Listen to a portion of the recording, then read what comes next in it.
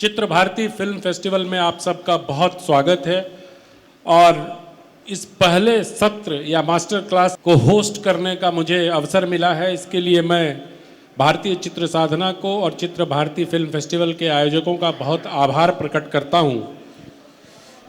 मेरे साथ पद्मश्री, डॉक्टर, राष्ट्रीय पुरस्कार विजेता चंद्र प्रकाश द्विवेदी जी हैं। इनकी बहुत सारी, इनकी चाणक्य के अलावा भी बहुत सारी चीज़ें इन्होंने बनाई हैं।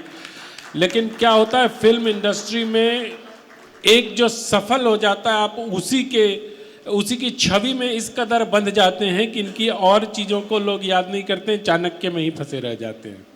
तो डॉक्टर साहब, और चीज़ों की आपसे बात करूंगा मैं आज, और आज का विषय है मनोरंजन या एजेंडा। हमारे साथ संदीप भुतोरिया जी हैं, कलकत्ता में रहते हैं, और जो परिचय दिया गया उससे इतर एक इनका परिचय है कि इन्होंने कई सारी फिल्मों में काम भी किया है और कई सारी फिल्में इन्होंने प्रोड्यूस भी की हैं, और एक बहुत ही उत्कृष्ट वाइल्ड लाइफ के लेखक भी हैं। तो संदीप जी, आपसे भी फिल्मों पे बात होगी, कलकत्ता की जब बात होगी, पश्चिम बंगाल की बात होगी, और एजेंडा और मनोरंजन में तो स्वतः वो आ ही जाएगा। डॉक्टर साहब, सबसे पहला प्रश्न जो मेरे दिमाग में उठता है, आप लोग फिल्म इंडस्ट्री में एजेंडा क्यों चलाते हैं मनोरंजन के नाम पर? आप लोगों से मेरा मतलब है कि पूरी फिल्म इंडस्ट्री के प्रतिनिधि के तौर पर मैं आपसे बात करूंगा आज। अब आप ये मत कहिएगा कि मेरी फिल्मों में नहीं होता, तो फिर मैं वो भी बताऊंगा, लेकिन आप पूरी फिल्म के बारे में बताएं। अनंत जी ने मुझे कटघरे में खड़ा कर दिया है, पर खैर कोई बात नहीं। मेरा मानना है कि हिंदी फिल्मों में एजेंडा है ही नहीं। यदि हिंदी फिल्मों में एजेंडा आए तो मुझे उम्मीद है कि फिल्में और बेहतर बनेंगी। और जब मैं एजेंडा कहता हूं तो मैं राइट या लेफ्ट नहीं कहता हूं, मैं कहता हूं विचार आपके समर्थन में हो सकता है, विचार आपके विरुद्ध हो सकता है, लेकिन विचार मुझे कई बार लगता है, जैसे मैं आपको एक उदाहरण देता हूं कि जिस फिल्म से मैं बहुत प्रभावित हुआ था वो थी मंथन, श्री श्याम बेनेगल की। और उसमें एक एजेंडा भी था। एजेंडा ये था कि मिल्क फेडरेशन किस तरह से किसान जो दूध के उत्पादक हैं वो एक साथ आके एक सफल समाज की एक रचना कर सकते हैं। मैं तब बेनेगल जी को जानता भी नहीं था, मैं किसकी फिल्म देख रहा हूँ मुझे ये भी पता नहीं था। मैं फिल्म शुरू होने के कुछ मिनटों बाद पहुँचा था तो तब तक शीर्षक समाप्त हो चुके थे। फिल्म मुझे इतनी अच्छी लगी कि बाहर मैं आया और मैंने पोस्टर पर नाम पढ़ा कि ये श्याम बेनेगल द्वारा निर्देशित है। इस प्रकार के बहुत कम निर्देशक रहे जिन्होंने विचारवान फिल्में बनाई या ऐसी फिल्में बनाई जो आपको उद्वेलित कर सके। आम तौर पर हिंदी सिनेमा में ये माना जाता है कि यदि आपको विचारवान कुछ देखना है तो सिनेमा उसका माध्यम नहीं है। मनोरंजन, आपने सुना भी होगा, एक बड़ा प्रसिद्ध संवाद है, एंटरटेनमेंट एंड एंटरटेनमेंट। सिनेमा से आमतौर पर लोगों की ये अपेक्षाएं, इसलिए कई बार ऐसा होता है कि कई लोग प्रयत्न करते हैं कि किसी भी एक विचार को लेकर, जिसे मैं एजेंडा नहीं कहता हूँ, विचार को लेकर फिल्म बनाते हैं और वो देखते हैं कि वो फिल्में सफल नहीं होती हैं। सो आपका जो प्रश्न है कि आप हिंदी सिनेमा वाले एजेंडा लेकर फिल्म क्यों बनाते हैं, मैं तो ये एजेंडा देख ही नहीं रहा हूँ। मैंने ऐसी फिल्में नहीं देखी हैं जिसमें कोई एजेंडा हो। मुझे लगता है कि जब आप श्याम बेनेगल और मंथन का नाम ले रहे थे तो संदीप जी ने माइक उठाया, तो मैं उनसे पूछ लेता हूँ, फिर आपने जो कहा उस पर प्रति प्रश्न करूँगा। आप कुछ कहना चाहते हैं? अच्छा, ये कह रहे हैं कि हिंदी फिल्मों में एजेंडा होता ही नहीं, इनको दिखता ही नहीं, और बड़ी चतुराई से डॉक्टर चंद्र प्रकाश द्विवेदी ने एजेंडा को विचार बना के हमारे समक्ष प्रस्तुत करके हिंदी फिल्मों को बचाने का काम किया। तो ये कला तो आपको आती ही है, स्क्रिप्ट को कैसे घुमाया जाए, इसमें तो कोई संदेह नहीं किसी को। लेकिन एक बात बताइए, एक फिल्म आई थी मुक्काबाज, ठीक है, उसमें एक संवाद है, और इस संवाद में आपको क्या विचार नजर आता है ये बताइएगा आप। वो आएंगे, तुम्हें पीट पीट कर हत्या कर देंगे, भारत माता की जय के नारे लगाएंगे और चले जाएंगे। इसमें खेल पर आधारित फिल्म में इसका क्या तात्पर्य है? नहीं, मैं इस बात से बिल्कुल सहमत हूँ कि इसकी आवश्यकता नहीं थी। पर यह भी कहूँगा कि अनुराग को मैं जानता हूँ, अनुराग की अपनी एक सोच है जिसको लेकर वो फिल्म बनाते रहता है, और कई बार कुछ उपद्रवी जिसको विचार कहते हैं कि ऐसे विचार वो दर्शकों के सामने रखता है जो समाज के एक हिस्से को आहत करती है। कई बार ये अपने फिल्म के प्रचार के लिए भी होता है, लेकिन उसके बाद भी मैं ये मानता हूँ कि अनुराग की मुक्काबाज ने समाज को किसी भी तरह से प्रभावित किया होगा, ऐसा मैं नहीं मानता।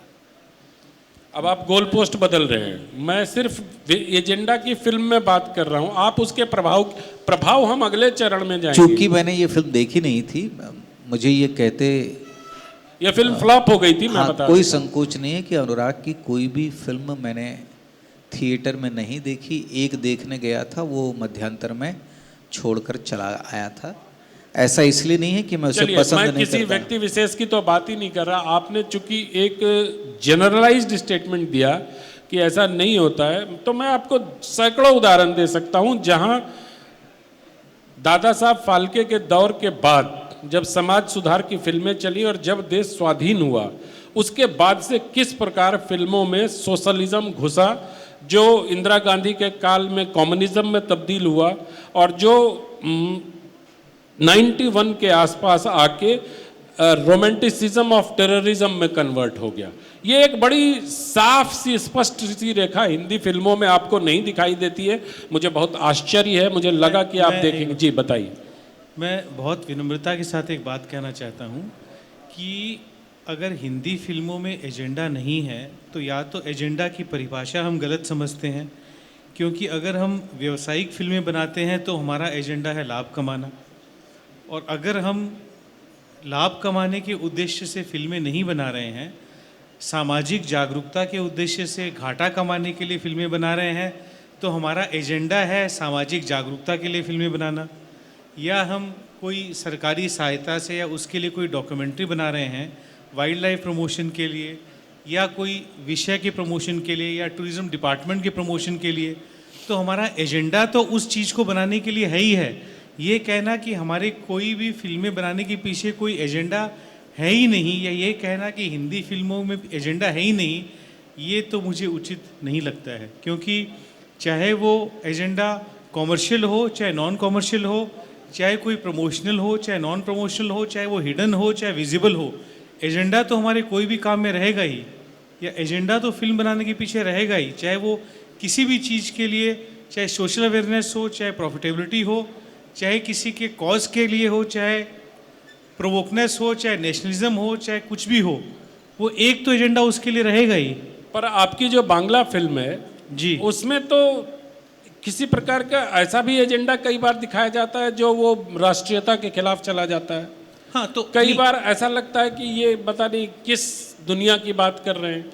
हाँ, नहीं, बांग्ला फिल्मों अगर आप एक देखेंगे, ये हम लोग बांग्ला फिल्म के लोग मानते हैं कि भाई नेशनल अवार्ड्स में सबसे ज़्यादा जो अवार्ड्स मिलते हैं वो बांग्ला फिल्मों को मिलते हैं, क्योंकि बांग्ला फिल्मों की जो एक सोच है, बांग्ला फिल्मों की जो कहानी है, वो एक अलग दिशा में जाती है। और आप पिछले 5 साल में भी जो देखेंगे कि जो एक वहाँ की जो कॉमर्शियल फिल्में भी हैं, जो नॉन कॉमर्शियल फिल्में भी हैं, उनकी कहानी की एक जो पूरी की पूरी जो एक स्क्रिप्ट राइटिंग है, जो पूरी कहानी है, कई फिल्मों के मैं आपको उदाहरण बताता हूँ, 2-3 फिल्मों के, वो एक पूरी की पूरी जिसकी सोच अभी तक शायद मेरी समझ में हिंदी फिल्मों में उस कहानी की सोच आई ही नहीं है।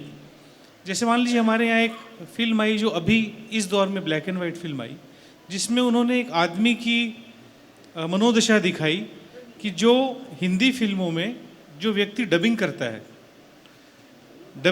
तो जैसे मान लीजिए कि सागर की लहरें हैं, तो हम फिल्मों में जब सागर की लहरें देखते हैं तो सागर की लहरों को डबिंग के लिए एक बाथटब में आप हाथ से उसकी लहरों की आवाज़ कैसे आए उसको उसका हम लोग करते हैं, उसके लिए उसको करना पड़ता है। तो जो साउंड इंजीनियर है, वो जो व्यक्ति जिसने वो डबिंग कर रहा है, उसकी कई फिल्मों को नेशनल अवार्ड मिल चुके हैं, लेकिन उसके कान इस कदर एक साउंड को सुनने के लिए परिपक्व हो गए हैं कि उसको आसपास की चीज़ें सुननी बंद हो जाती हैं। वो यहाँ बैठा है, लेकिन बाहर अगर कोई गाड़ी का दरवाज़ा खुल रहा है तो उसको सुनाई दे रहा है। वो यहाँ बैठा है, कोई अगर बस रुक रही है तो उसको सुनाई दे रहा है। यहाँ बैठा है, उसको आपकी और मेरी आवाज़ नहीं सुनाई दे रही है, लेकिन 8 तला में क्या हो रहा है उसको सुनाई दे रहा है। तो वो उस स्थिति में फिर डबिंग में क्या करता है, उस व्यक्ति की पूरी मनोदशा को उन्होंने दिखाया है। तो एकदम अलग सोच की उसकी कहानी है, उसके अंतर्द्वंद की। जैसे हमारे यहाँ पे एक फिल्म आई लैपटॉप, जिसको कौशिक गांगुली ने दिखाया कि जो आजकल हम IVF में जो मान लीजिए कि जो स्पर्म बैंक होता है उसमें जो हम लोग करते हैं, विकी डोनर टाइप। हाँ नहीं, विकी डोनर में एक अलग था, उसमें लैपटॉप में उन्होंने दिखाया कि एक लेबोरेटरी का लैपटॉप खो जाता है, और उस लैपटॉप खोने के कारण कि किस व्यक्ति का स्पर्म किस में गया था वो रिकॉर्ड उनसे खो जाता है।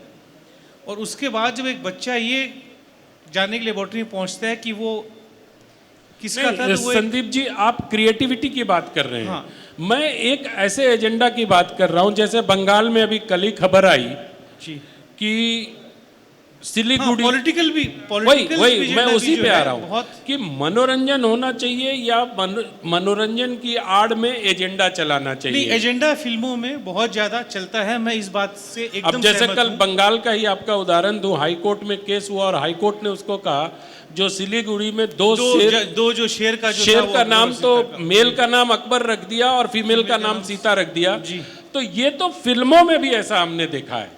आप कह रहे थे एजेंडा नहीं चलता, आपको फिल्म फायर की याद दिलाने की जरूरत है क्या मुझे? फायर मैंने देखी नहीं, पर उसके बारे ये में बड़ा आसान रास्ता है कि जो कठिन प्रश्न हो उससे बोल के निकल जाओ कि ये तो मैंने देखी नहीं। मैं उसका उत्तर देता हूँ, और ये बिल्कुल मत मानिएगा कि आपकी तालियों से मैं कोई हताश या निराश होने वाला हूँ। नहीं, तालियां तो उत्साह बढ़ाने के लिए आपके हो रहे हैं। फायर आप सब जानते हैं, समलैंगिकता पर एक फिल्म थी, पूरे विश्व में उस पर चर्चा हो रही है, भारत में चर्चा हो रही है। वो अपनी अभिव्यक्ति की आज़ादी की लड़ाई लड़ रहे हैं, अपने जीवन को अपने तरह से लड़ने के लिए लड़ रहे हैं। इस पर दीपा मेहता ने एक फिल्म बनाई और हमारे लोगों ने, यानी भारतीय जन समुदाय के एक हिस्से ने उसका विरोध किया। जैसे उसे फिल्म बनाने का अधिकार था, वैसे प्रजातंत्र में जनता को भी विरोध करने का अधिकार है। मुझे नहीं लगता कि उस फिल्म को देखने से समलैंगिक व्यवहार में भारत में कोई बढ़ावा आया होगा। वह भारत के जनमानस को प्रभावित कर सकी होगी, इस तरह के तो कई विषय हैं, परंतु उससे नहीं होता। जैसे कि मैं आपको उदाहरण देता हूँ, हम सबके जो लोकप्रिय निर्देशक हैं राजकुमार हिरानी, जिनकी एक फिल्म आई जिसमें झप्पी, आप अपने से जो नाराज है उसको फूल दे दीजिए, आपने देखा होगा, लगे रहो मुन्ना भाई सीरीज की दूसरी फिल्म जो थी, क्या उसके बाद हमारे जनमानस में कोई बड़ा परिवर्तन आया? क्या हमने उसके बाद देखा कि सरकारी कार्यालयों की दीवार पर पान की पीके नहीं दिखाई दे रही है? क्या उसके बाद हमने देखा कि छोटे छोटे शहरों में जहां आमतौर पर गंदगी ज़्यादा होती है उसमें कमी हुई? क्या आप में से कितने लोगों ने उस फिल्म से प्रभावित होकर, जहां किसी से आपका विरोध है, इसको जाकर आपने एक फूल दिया हो और कि हमारा और आपका विरोध समाप्त हो? तो कई बार जिसको क्षणिक वैराग्य कहते हैं, वैसे ही क्षणिक उद्वेग भी होता है। उस समय जब हम लोग फिल्म देख रहे होते हैं तो गांधी जी के विचार से इतने अभिभूत हो जाते हैं कि लगता है कि ऐसा जीवन जिएंगे, लेकिन थिएटर से बाहर निकलकर घर पहुंचते पहुंचते वो प्रभाव समाप्त हो जाता है। एक चिकित्सक होने के नाते मैं ये मानता हूं कि बिंब का, इमेजेस का व्यक्ति के मस्तिष्क पर प्रभाव होता है। इसके अतिरिक्त इस पर अभी तक गहन अध्ययन, जो CBFC की भी जिम्मेदारी थी, अभी तक इस पर इतना गहन अध्ययन नहीं हुआ है। और जो भटोरिया जी कह रहे थे कि लाभ कमाना ये बहुत बुरा नहीं है, और मैं समझता हूँ कि जिस सूत्र की हम लोग बात कर रहे हैं वो फिल्मों में राजनैतिक पक्ष या फिल्मों में एक राजनैतिक विचार रखना और उसके लिए द्वंद्व करना। सौभाग्य से दुर्भाग्य से कई बार संवेदनशील विचारवान फिल्म मेकर आते हैं, उनकी प्रतिबद्धता किसी भी ओर हो सकती है। जैसे मैं चाणक्य को लेकर ही कहता हूँ कि जब मैं चाणक्य को लेकर आया तो मेरी एक अपनी वैचारिक प्रतिबद्धता थी, मैंने रखा, पर उसके पीछे मैंने कभी नहीं सोचा था कि ये कोई एजेंडा है। मैंने ये सोचा था कि यही भारत का मूल तत्व है। भारत एक राष्ट्र है जिसको लोगों ने कहा ये एजेंडा है। पर ऐसी कितनी घटनाएं हुई, आपने देखा कि कितने धारावाहिकों का विरोध हुआ। अगर हम पिछले 50 सालों का टेलीविज़न का इतिहास देखें तो 1 और 2 धारावाहिक, दूसरा धारावाहिक मैं बता देता हूँ, तमस का विरोध हुआ। तमस का विरोध इसलिए हुआ कि जिन लोगों ने वो धारावाहिक नहीं देखा है, 6 हिस्सों में ये धारावाहिक था, उसमें ये दिखाया गया था कि भारत और पाकिस्तान, हिंदू और मुसलमानों के बीच में जो दंगों की शुरुआत हुई वो कैसे हुई, उसको लेकर मुंबई दूरदर्शन के बाहर बहुत सारे जगह पे हुए। आप डॉक्टर साहब एक बात कह रहे थे और आपने बहुत जोर देकर उसको रेखांकित किया कि किसी फिल्म से किसी जनमानस पर कोई प्रभाव ऐसा कुछ होता नहीं है। तो मुझे लगता है कि क्या आप ये अपेक्षा करते हैं कि 3 घंटे की फिल्म से जनमानस बदल जाएगा? ये तो कंटिन्यूअस प्रोसेस का हिस्सा है। दिनकर भी कहते हैं कि विद्रोह, क्रांति या बगावत कोई ऐसी चीज नहीं है जिसका विस्फोट अचानक होता है। घाव भी फूटने के पहले अनेक काल तक पकता रहता है।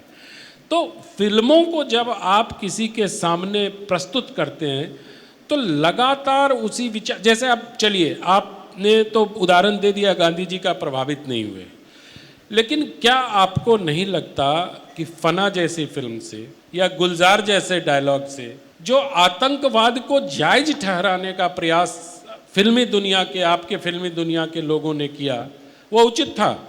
जब कहता है कि स्टेट के अत्याचार की वजह से वो आतंकवादी बना, वहाँ तो आप कहने लगते हैं कि हम अभिव्यक्ति की आज़ादी है, लेकिन संविधान में उसी अभिव्यक्ति की आज़ादी की एक सीमा भी है। तो ये आपको लगता नहीं है एजेंडा है? आप फना को याद करिए, काजोल जब आमिर खान के कब्र के पास जाती है तो आखिरी डायलॉग क्या कहती है अपनी बेटी का हाथ पकड़ के? वो जैसा था अच्छा था। एक आतंकवादी के बारे में ये कहना कि वो जैसा था अच्छा था और इसको इमोशंस के साथ प्रस्तुत करना, दुर्भाग्य से ये फिल्म भी नहीं देखी होगी ना। ये आलोचक हैं, मैं फिल्में बनाता हूँ, इसलिए उनके फिल्मों को देखने की दृष्टि दूसरी होती है। परंतु मैं अनंत बड़ी ईमानदारी से कहूँगा कि ये बहुत सोच विचार कर नहीं होता है। मैं उन फिल्मकारों को जानता भी हूँ, आपने गुलजार साहब का नाम लिया, बड़े आदरणीय व्यक्ति हैं। ऐसा नहीं है कि इसके पीछे कोई एक व्यवस्थित दिमाग काम कर रहा है। आप अपने आसपास से भी प्रभावित होते हैं, आपके जो लेखक होते हैं कई बार वो लिखते हैं और उसका समाज पर इतना बड़ा परिणाम होगा। ये भी मैंने हाल में ही उसी संस्था के साथ एक फिल्म बनाई, यशराज फिल्म्स, जिन्होंने फना बनाई थी, और मैंने जो पाया कि जिसकी ये वजह है आपके डिफेंस की नहीं, मेरी जो सबसे बड़ी जद्दोजहद वहाँ पर यही थी, जो आज भी है, कि हम फिल्मों में विचार लाएं, फिल्मों में ऐसे विचार लाएं जिससे समाज सोचे। उसका कारण है, आप देखिए, जो अनंत कह रहे थे कि 3 घंटे में आप क्या सोचते हैं प्रभावित हो जाएंगे। आज आम तौर पर 3 लगभग जो हम स्कूल में जाते हैं 6 घंटे वो स्कूल में बिताता है, उससे ज़्यादा वो टेलीविज़न में, सोशल मीडिया में, सिनेमा में बिताता है। तो शिक्षा का पूरा माध्यम ही बदल गया है। अब शिक्षा का माध्यम आप देखते हैं कि सोशल मीडिया पे हर दिन डॉक्टर साहब बहुत दाएं बाएं कर रहे हैं आप सीधा सीधा बताइए, एजेंडा है कि नहीं फिल्म में? आप एजेंडा को विचार क्यों बता रहे हैं? एजेंडा मतलब विचारधारा, और उसी धारा में लोगों को बहने का आग्रह। सीधा सीधा बताइए कि विचारधारा है कि नहीं। विचारधारा और विचार दोनों अलग अलग चीज़ है। नहीं, मैं अभी भी आपके तमाम तर्क सुनने के बावजूद भी मैं इस बात को स्वीकार नहीं करता हूँ कि हिंदी जगत का फिल्मकार बहुत सोचे समझे किसी योजना के तहत एजेंडा रख रहा है। मैं नहीं मान रहा हूँ। आप नहीं मानते हैं, लेकिन क्या आप, एक अपराध में एक चीज़ होती है परिस्थिति जन्य सबूत। क्या आपको लगता नहीं है कि हिंदी फिल्म वालों का जो एजेंडा है और जो परिस्थितियां चीख चीख कर कह रही हैं कि हाँ ऐसा आप कहेंगे, तो मैं आपको शाहरुख खान की जो फिल्म थी चक दे इंडिया, वहाँ के कैरेक्टर से लेके और अभी का जो वो राम कथा पे फिल्म आई कौन सी, वहाँ तक आप आदि पुरुष वहाँ तक लेकर आ सकता हूँ आपको। और थोड़ा बहुत एजेंडा तो आगे भी दिखता है और अब भी दिखता है। आप लैला वेब सीरीज में क्या कहेंगे, एजेंडा नहीं है? जहां आप आर्यावर्त की कल्पना कर रहे हैं, जहां आप समाज को ये बताने की कल्पना कर रहे हैं कि वो इससे बाहर जाओगे तो मार दिए जाओगे, दलित ऐसी ही गंदी बस्ती में रहते हैं, अगर हिंदू किसी मुसलमान से विवाह कर लेगा तो उसका आश्रम में शुद्धिकरण कराया जाएगा, क्या ये एजेंडा नहीं है? क्या पाताल लोक सीरीज में उसकी कुतिया का नाम देवी देवताओं के नाम पर रखना एजेंडा नहीं है? मैं तो मुझे जुबानी याद है, मैं सैकड़ों उदाहरण दे सकता हूँ। ये परिस्थिति जन्य सबूत हैं डॉक्टर साहब। इसके आधार पर आपको, मुझे लगता है कि आप इतने वरिष्ठ हैं और आपने 91 में चाणक्य बनाया था और तब के डॉक्टर चंद्र प्रकाश द्विवेदी, और अब आप पर नहीं बात करता हूँ, नहीं तो वो व्यक्तिगत हो जाएगा, छोड़िए वो मुझे लगा कि उनकी भी यात्रा एजेंडे की तरफ जाती है, क्योंकि जब आप पिंजर बनाते हैं, और अभी संदीप जी राष्ट्रीय पुरस्कार की आप बात कर रहे थे, तो राष्ट्रीय पुरस्कार तो वर्षों तक एजेंडा वाली फिल्मों को ही मिलता रहा है। केरल में सबसे ज़्यादा राष्ट्रीय पुरस्कार जाते हैं और सबसे ज़्यादा मतलब हाई कोर्ट में केस भी केरल की फिल्मों के लेकर होते हैं। ये रिसर्च ऑक्सफोर्ड यूनिवर्सिटी प्रेस की एक पुस्तक आई है, आइडियोलॉजी ऑफ इंडियन सिनेमा, उसमें है। तो एजेंडा कैसे नहीं है? आप दोनों आदमी से मेरा आग्रह है कि इसको थोड़ा हमारे लोग, और मैं इनके पास भी जाऊंगा अभी थोड़ी देर में। हस्तक्षेप करता हूँ इसमें कि लैला, आपने उदाहरण दिया, आप जिसको एजेंडा कहते हैं, मैं उसको एक विचार कह रहा हूँ कि उन्होंने अपना पक्ष रखा और उसका क्या हुआ? उसका व्यापक स्तर पर विरोध हुआ और उन पर दबाव बना, और दबाव इतना बना कि अब जो उसके प्रसारक थे वो ये समझ गए हैं कि हमें इस तरह की वस्तुओं से सावधान रहना है। उसके बाद भी कई धारावाहिक आए। मेरे कहने का तात्पर्य ये कि संवाद की स्थिति बनी रहनी चाहिए। कोई भी धारावाहिक बनाए, कोई भी वेब प्लेटफॉर्म पर बनाए, कोई भी सिनेमा बनाए, वो विचार शून्य न हो जाए, क्योंकि जब विचार शून्य हो जाएगा तब मुझे लगता है कि ये समाज के लिए बहुत अच्छी स्थिति नहीं है। आप फिर एक कदम आगे कूद गए, विचार अब आप फिर इम्पैक्ट पे चले गए। मैं तो कह रहा हूं पहले ये तो मानिए कि विचारधारा है, आप विचार पर अड़े हुए हैं। मेरा ये कहना है कि आपको क्या नहीं लगता कि अगर किसी भी वेब सीरीज में अगर मुस्लिम परिवार थाने के बाहर बैठा हुआ है और दो कास्ट वहाँ से बात करते हुए जाते हैं और कहते हैं कि ये मुल्ले रोज आके यहाँ बैठ जाते हैं, क्या आपको नहीं लगता कि एक सिस्टम के प्रति, एक राष्ट्र के प्रति एक बड़े समुदाय को भड़काने का प्रयास किया जा रहा है? ये मुझे लगता है कि इसका उत्तर उसके बनाने वाले दे तो ज़्यादा बेहतर होगा, क्योंकि मैं उनका वकील भी नहीं हूँ और उनका विरोधी भी नहीं हूँ। हाँ, और तो क्या मैं आपसे पृथ्वीराज के बारे में कुछ? बिल्कुल करें, तभी जवाब देंगे आप? मैं बिल्कुल दूंगा, ईमानदारी से दूंगा। सर, आपको नहीं लगता कि जो मैं प्रश्न डॉक्टर साहब से पूछ रहा हूँ, इस तरह के पीछे एक संगठित सोच काम करता है? सर, संगठित सोच का तो मुझे पता नहीं, लेकिन एजेंडा के तहत फिल्में बनाई जाती हैं। राजनीतिक विचारधारा को मोड़ने के लिए फिल्में बनाई जाती हैं, राजनीतिक ध्रुवीकरण के लिए, एजेंडा के लिए, समुदाय विशेष के खिलाफ, समुदाय विशेष के समर्थन में, रिलीजियस रीजन्स के लिए डेफिनेटली फिल्मों का निर्माण होता है, और उस एजेंडा को प्रमोट करने के लिए भी फिल्मों का निर्माण होता है। मैं इसमें कुछ कहना चाहूँगा। आमतौर पर जो बड़ी फिल्में हैं, जो 100 करोड़ से ऊपर की फिल्में होती हैं, मैं अभी तक किसी ऐसे निर्माता से नहीं मिला जिसने मुझे कहा हो कि मेरे पास ये विचार है। एक बात जो हम सबको जानना ज़रूरी है कि जो बड़ी लागत की फिल्में होती हैं उसका उद्देश्य सिर्फ व्यवसाय होता है। अब आए ना आप लाइन पे, तो व्यवसाय ये है और होना भी चाहिए, इसलिए कि एक व्यक्ति, एक निर्माता लगातार असफल फिल्में जो टिकट खिड़की पर असफल हो नहीं बना सकता। और इसीलिए जब कोई भी एजेंडा वाली फिल्म आती है जिसे आप कह रहे हैं, मुझे नहीं लगता कि कोई भी निर्माता जब फिल्म बनाने की शुरुआत करता है उसके मन में 2-3 प्रश्न होते हैं कि एक तो मैं सफल फिल्म बनाऊं। सफल से सीधा उसका अर्थ ये है कि आपको क्रिटिक, आपको आलोचक आपकी फिल्म को कितना अच्छा कह रहे हैं, ये महत्व का नहीं है। टिकट खिड़की पर वो फिल्म सफल हो, और टिकट खिड़की पर वो फिल्म सफल होती है तभी आप दूसरी फिल्म बना पाएंगे, नहीं तो दूसरी फिल्म नहीं बना पाएंगे। उसके अतिरिक्त सबसे बड़ी, यदि आपके पास सफलता नहीं है तो आपके साथ सफल अभिनेता भी नहीं है।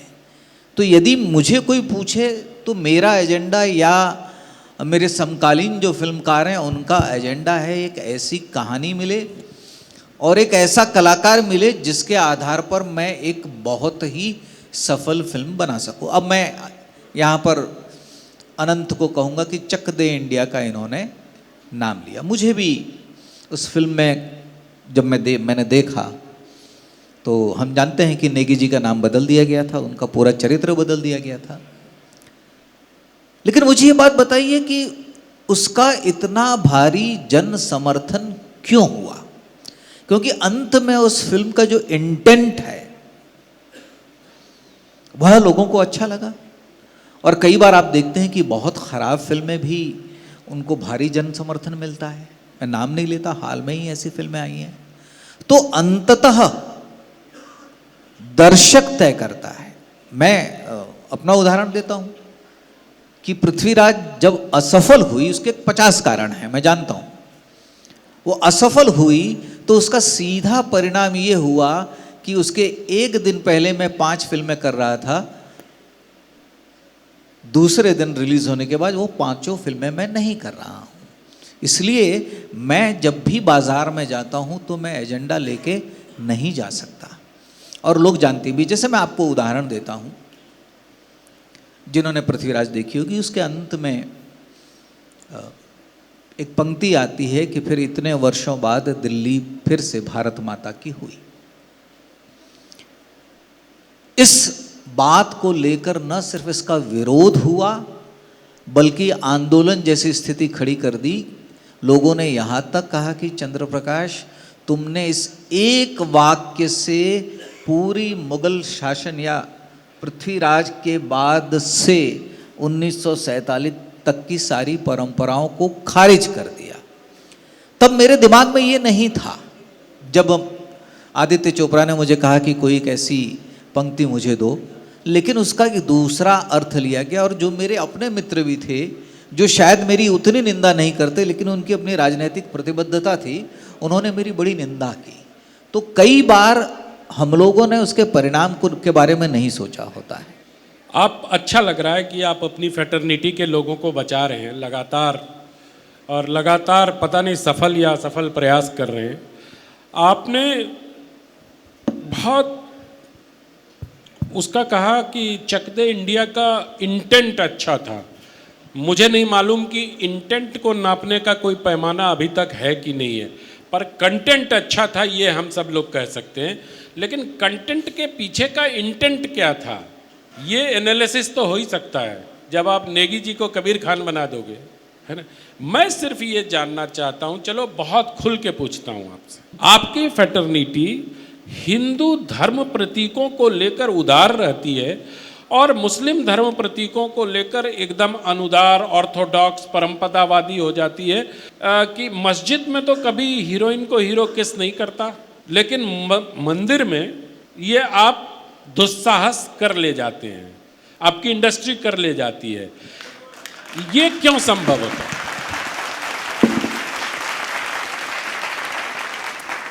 ये मुझे लगता है हिंदू समाज की सहिष्णुता, और यही हमारी विशेषता है। मैं आपको इसका उदाहरण भी दूं। ये जिस वेब सीरीज में ये आया था, उसके बाद मेरे मन में एक जिज्ञासा हुई। मैं बड़ी ईमानदारी से आपके सामने अपने विचार रखना चाहता हूँ। मेरे मन में एक जिज्ञासा हुई। मैं आपके सारे वक्तव्यों को ईमानदारी ही मान रहा हूँ। मेरे मन में जिज्ञासा हुई कि क्या मंदिर के बाहर या मंदिर के भीतर प्रेम की अभिव्यक्ति का कोई प्रकार, उसका शास्त्र में निषेध है क्या? खजुराहो के मंदिरों को हम जानते हैं, उसमें मिथुन शिल्प हैं। लेकिन चलिए, कोई कह सकता है कि ये मिथुन शिल्प है, इसके पीछे विचार है।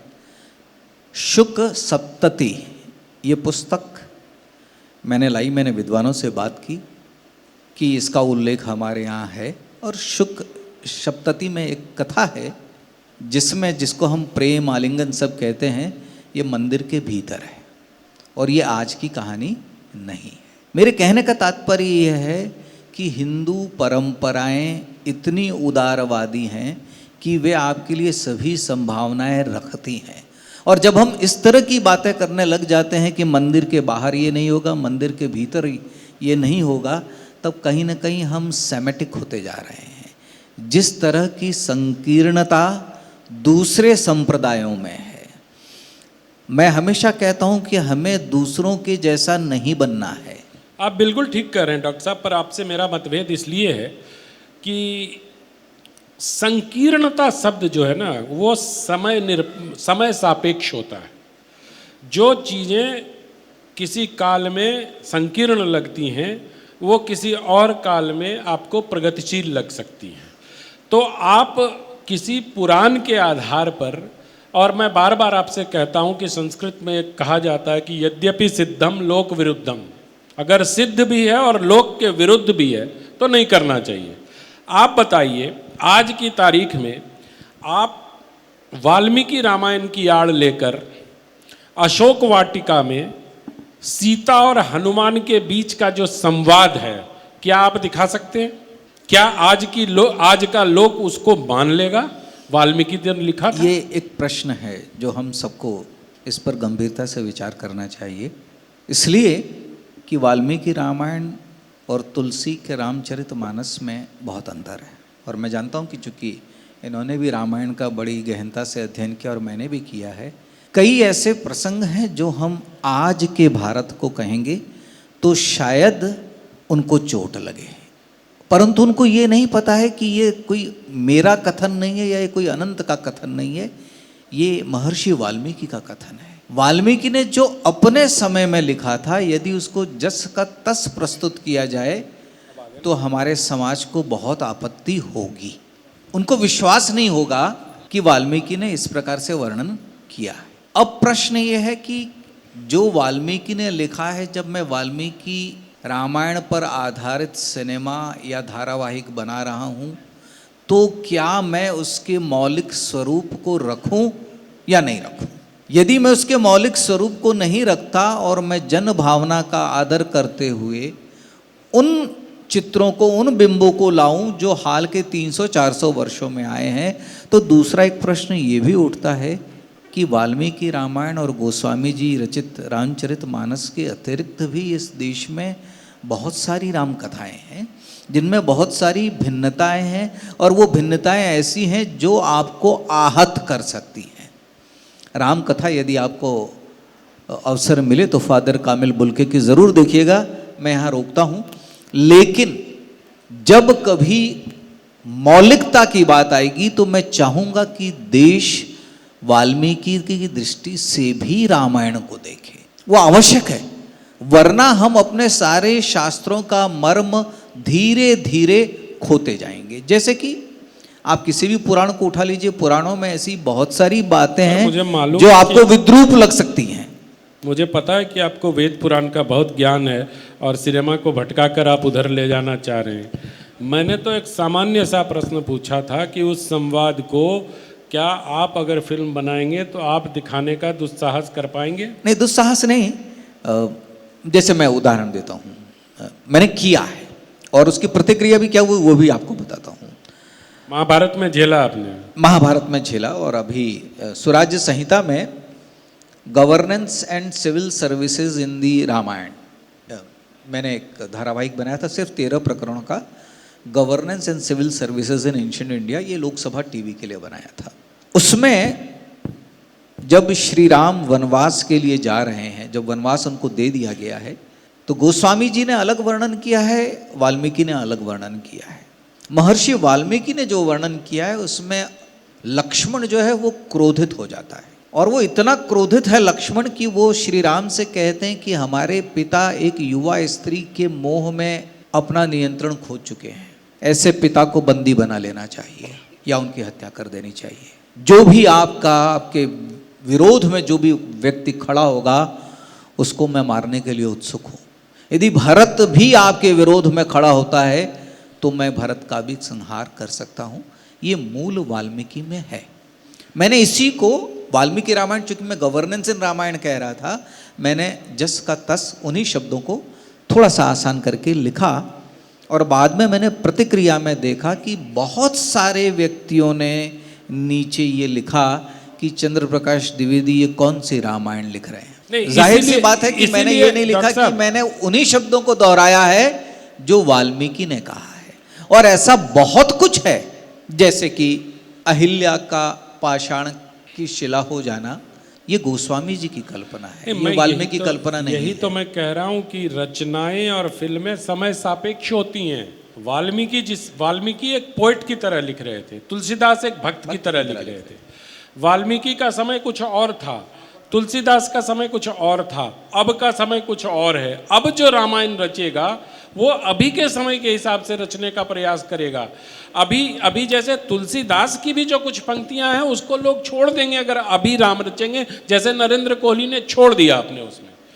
तो ये बात सिनेमा वालों को संदीप जी क्यों नहीं समझ में आती कि वो समय और काल के सापेक्ष उनको चीज़ें करनी चाहिए। जब तुलसीदास ने ये उदाहरण प्रस्तुत किया, नरेंद्र कोहली जी ने प्रस्तुत किया और लोगों ने प्रस्तुत किया कि रामायण में, ये सिनेमा वाले इससे क्यों नहीं प्रेरित होते हैं?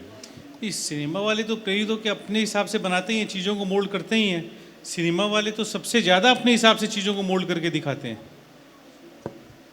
तो पर क्या आपको लगता है कि सिर्फ मुनाफा कमाना ही उद्देश्य है उनका? नहीं, मेरे हिसाब से तो देखिए कि जो बहुत कम फिल्में ऐसी हैं जो बिना उद्देश्य के या बिना एजेंडा बोलिए या विचार बोलिए, उद्देश्य बोलिए, उसके बिना बनती है। बिकॉज मूलतः जो फिल्में बनाना है वो एक इंडस्ट्री है, एक कॉमर्शियल, एक बिजनेस है, एक कॉमर्शियल प्रक्रिया है।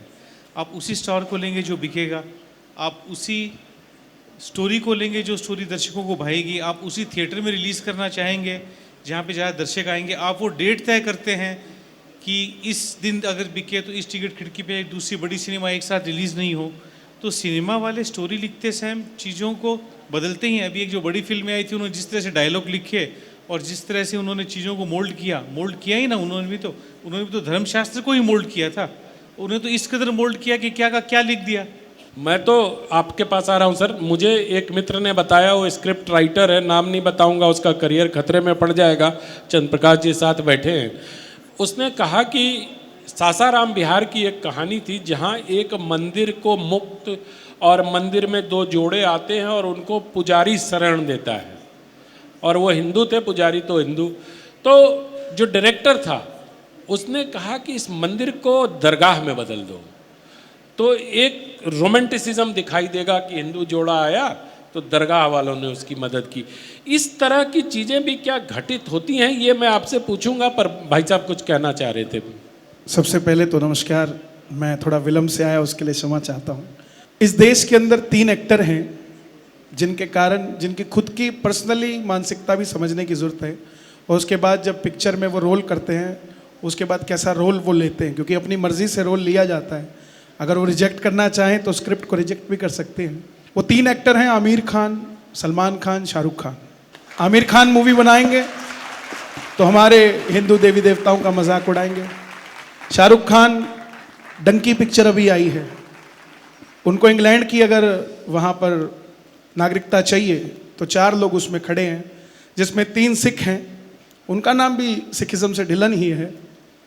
लेकिन जब वहाँ सवाल किया जाता है कि क्या तुम अपने देश को गाली दोगे और यहाँ पर रहने के लिए ये कहोगे कि हम देश में सुरक्षित नहीं हैं, तो शाहरुख खान जो कि धर्म से मुस्लिम है वो कहता है हाँ मुझे भारत में खतरा नहीं है, लेकिन बाकी जो 3 सिख हैं उनसे कहलवाया जाता है हाँ हमें भारत में खतरा है, और उनको इंग्लैंड की नागरिकता दे दी जाती है। अब बताइए डॉक्टर साहब, एजेंडा है? और एक चीज और कहना चाहूंगा, वो सलमान खान जो बजरंगी भाईजान में हनुमान जी के आगे ठुमके लगाते हैं, 22 जनवरी को एक पोस्ट नहीं डाल दे कि राम का मंदिर बन गया है, हमारे भारतवासियों को बहुत बहुत बधाई हो।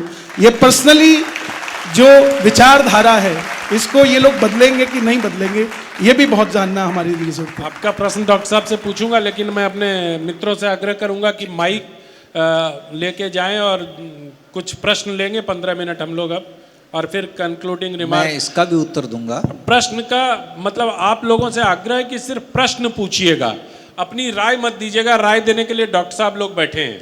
ये सारा जो उपापोह है, ये जो सारा चिंतन है, ये जो संवाद हो रहा है, मैं इसको विवाद भी नहीं कह रहा हूँ, ये क्यों हो रहा है? ये इसीलिए हो रहा है ना कि भारत की एक विस्तृत सांस्कृतिक परंपरा है, हमारे पास एक विचार है, और जब उस विचार के विरोध में, जब एक राष्ट्रीय विचार के विरोध में कोई फिल्म बनती है या कोई विचार आता है तो हम असहज हो जाते हैं, असहज होते हैं, और विरोध के जितने माध्यम होते हैं हम विरोध करते हैं। किसी समय हमारे पास वो उपकरण नहीं थे। लेकिन मैं एक दूसरी बात इसके साथ कहना चाहूँगा कि रचना का उत्तर रचना हो सकती है। रचना का उत्तर किसी थिएटर को जला देना नहीं हो सकता, किसी की भर्त्सना और निंदा करना वो आप कर सकते हैं, उसकी आपको अधिकार है। लेकिन अंततः ये सारे प्रयत्न, सारे उपक्रम असफल हुए हैं।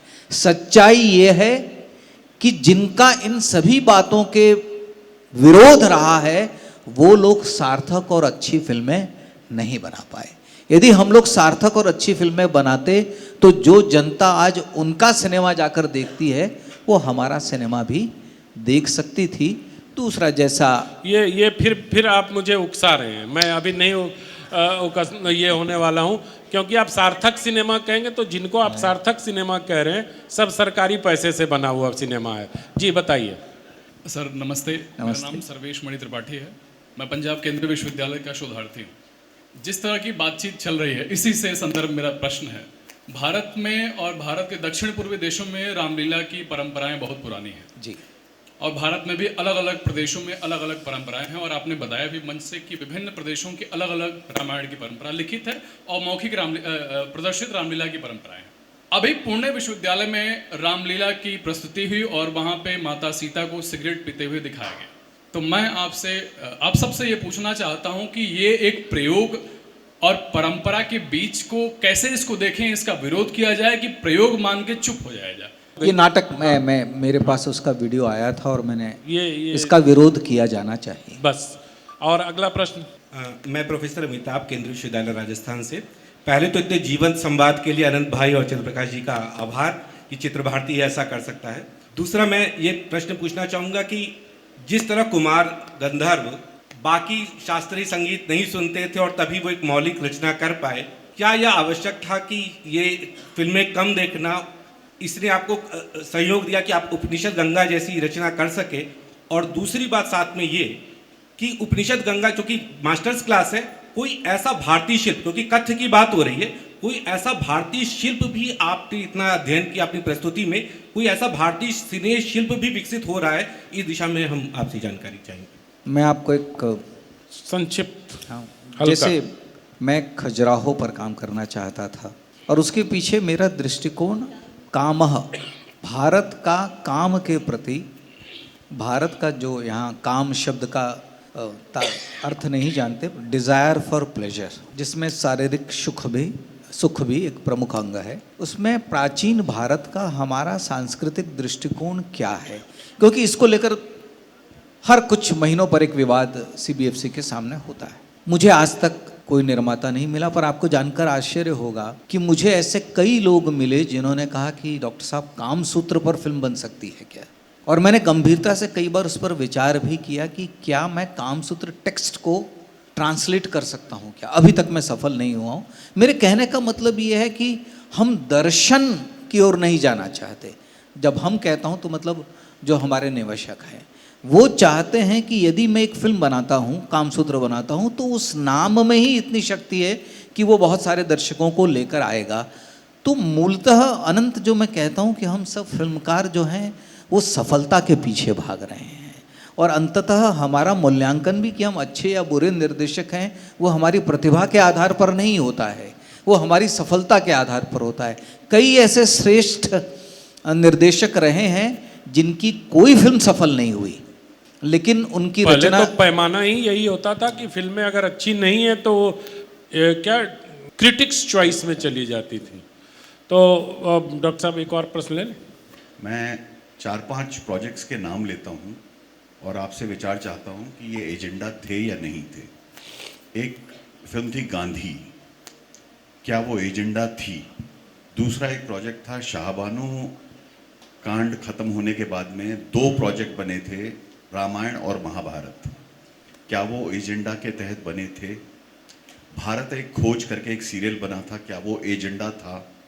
और फिर आपका खुद का प्रोजेक्ट चाणक्य, क्या वो उसका डिटॉक्सिफिकेशन था?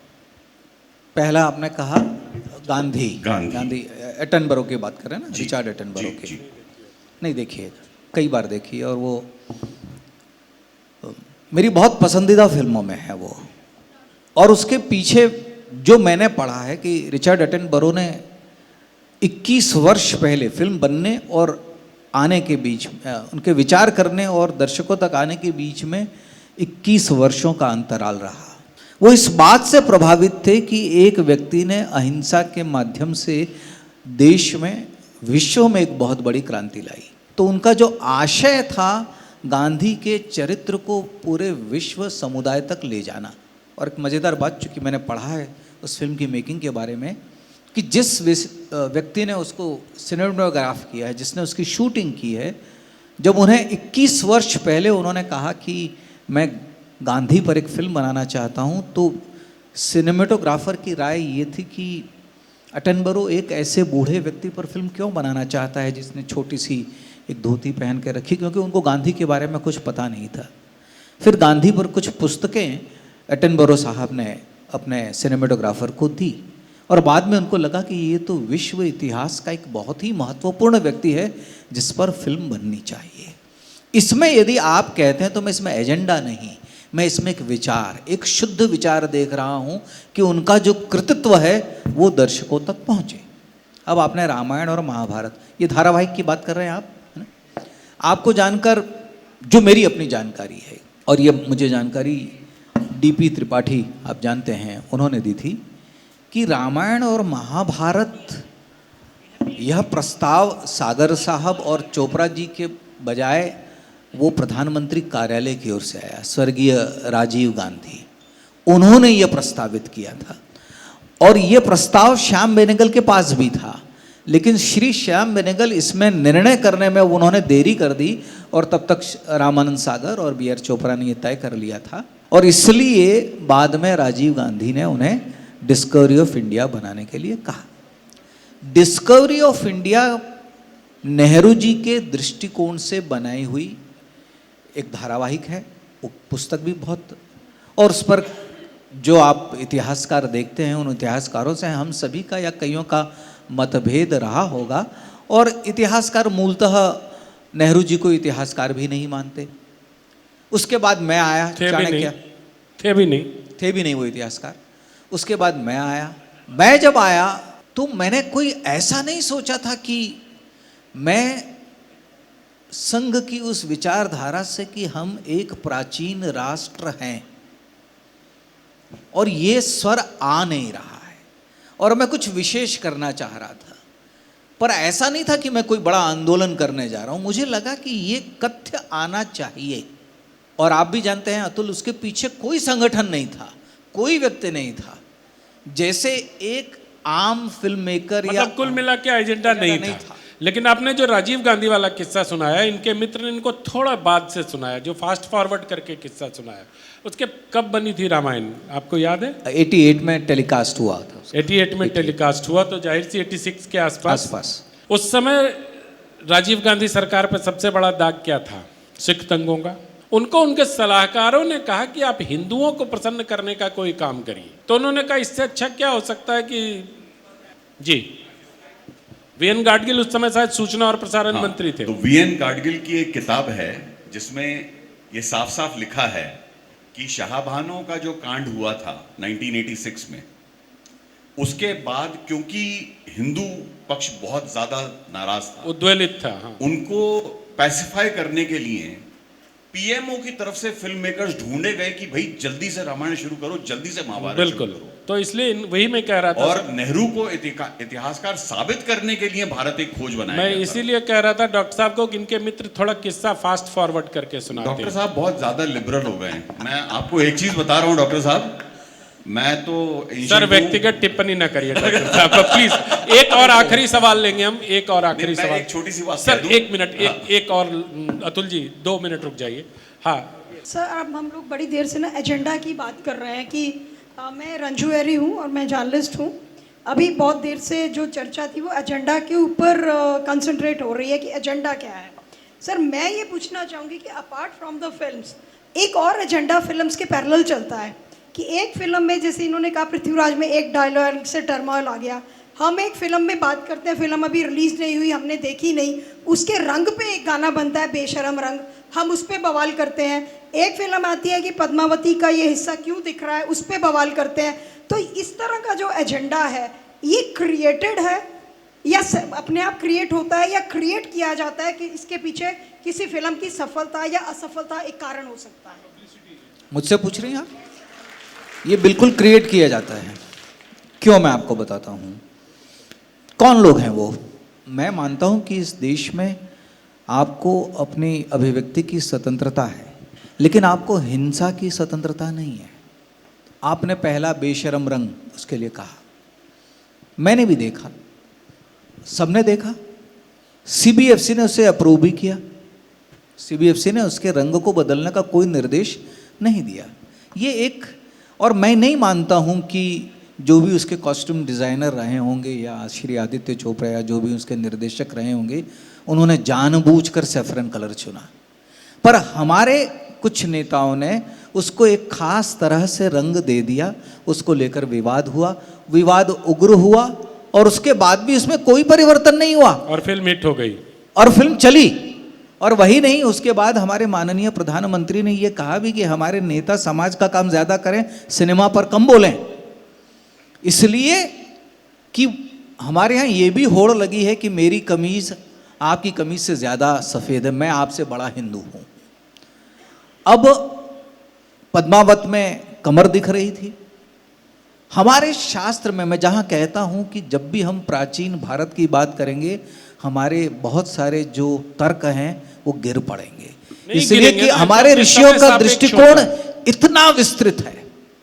इसलिए जैसे अतुल ने कहा कि मैं बहुत लिबरल हूँ, उसका कारण ये है कि मुझ में भारत की वो सहिष्णुता कूट कूट कर भरी है, जहाँ भृगु ऋषि जाकर विष्णु को लात भी मार देते हैं और वो पूछते हैं कि आपके पैरों को चोट तो नहीं लगी, क्योंकि मेरा हृदय, मेरा जो वक्ष है ये।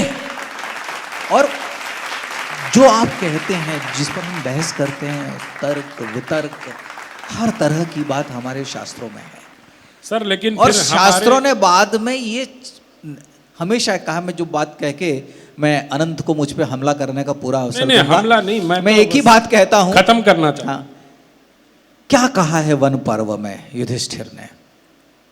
श्रुतियां भिन्न भिन्न कहती हैं। श्रुतियां यानी वेद। वेद स्वयं अलग अलग मत रखते हैं, एक मत नहीं है, ये मोनोलिथ नहीं है। हिंदू समाज ये मोनोलिथ नहीं है। श्रुतियां भिन्न भिन्न कहती हैं, स्मृतियां भिन्न भिन्न, लॉ बुक्स।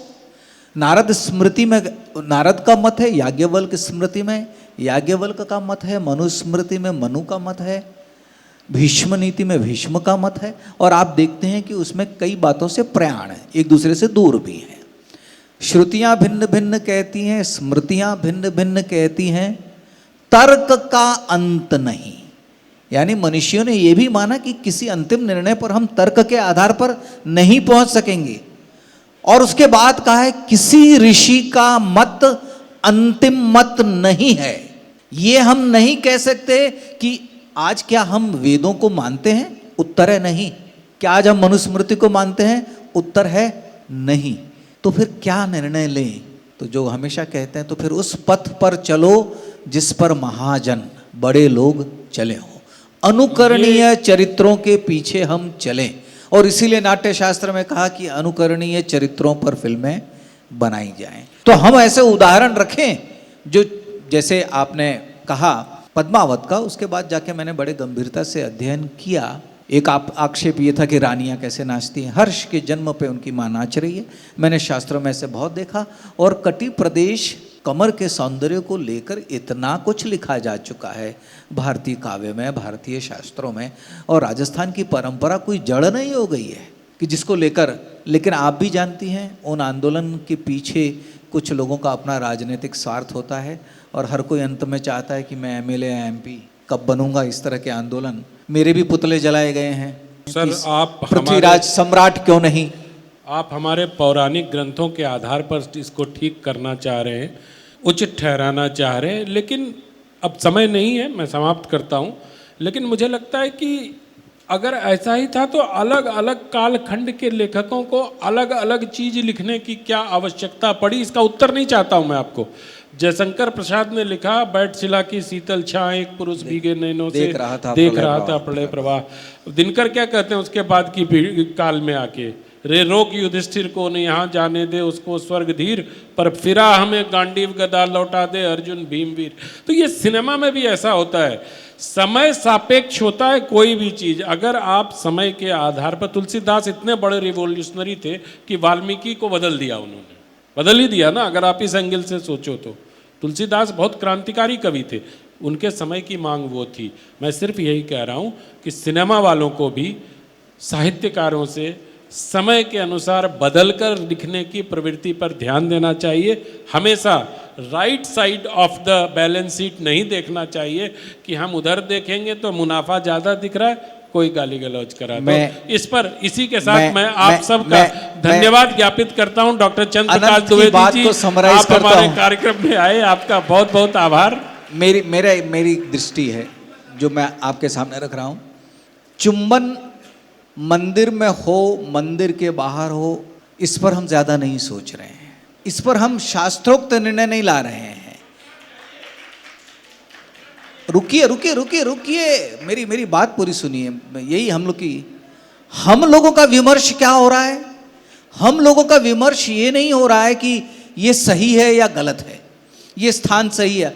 हम लोगों का विमर्श ये हो रहा है कि क्या ये मस्जिद में हो सकता है ना। ये मैंने नहीं कहा।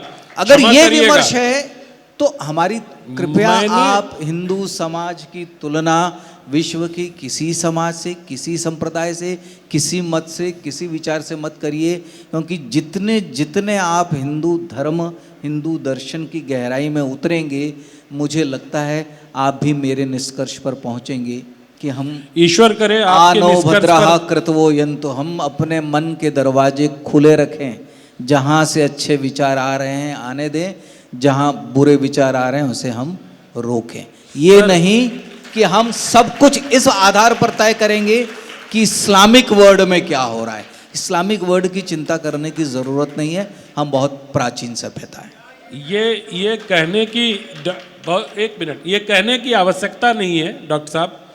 मैं आपका बहुत आभार। बस अंत में यही कहूँगा कि हिंदी, हिंदू और हिंदुस्तान, भाषा, समुदाय, मत और देश, ये तीनों गंगा नदी की तरह है। कितनी भी चीज़ें आती हैं समेटते हुए चलती हैं और गंगा सागर तक पहुंचती हैं। इसलिए इसको लेकर आप निश्चिंत रहिए, कहीं भी इस्लाम से भयाक्रांत होने की आवश्यकता नहीं है। संदेह तब उत्पन्न होता है जब आप एक तरफ का काम करते हैं और दूसरे तरफ को छोड़ देते हैं। प्रश्न तब कुल बुलाते हैं लोगों के मन में कि क्या डॉक्टर चंद्र प्रकाश द्विवेदी ये काम अमुक अमुक धर्मों में या अमुक अमुक मतों में करवा सकते हैं या नहीं।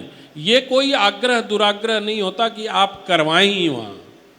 प्रश्न मत उठवाइए, क्योंकि जब जनता के अंदर प्रश्न उठता है तब मुझे लगता है कि जनमानस प्रभावित होता है, और प्रश्न उठने में सदियों लगते हैं। आज प्रश्न उठने में 100, 200, 300 साल लगे, तब प्रश्न उठे जो उत्तर की शक्ल में अब फिल्म वालों के सामने चुनौती बनकर खड़े हैं। बहुत बहुत धन्यवाद डॉक्टर चंद्र प्रकाश द्विवेदी, संदीप जी और भाई साहब, और आप सबका भी बहुत आभार कि आप लोगों ने धैर्यपूर्वक इस चर्चा को सुना। थोड़ी देर हो गई, क्षमा चाहता हूँ।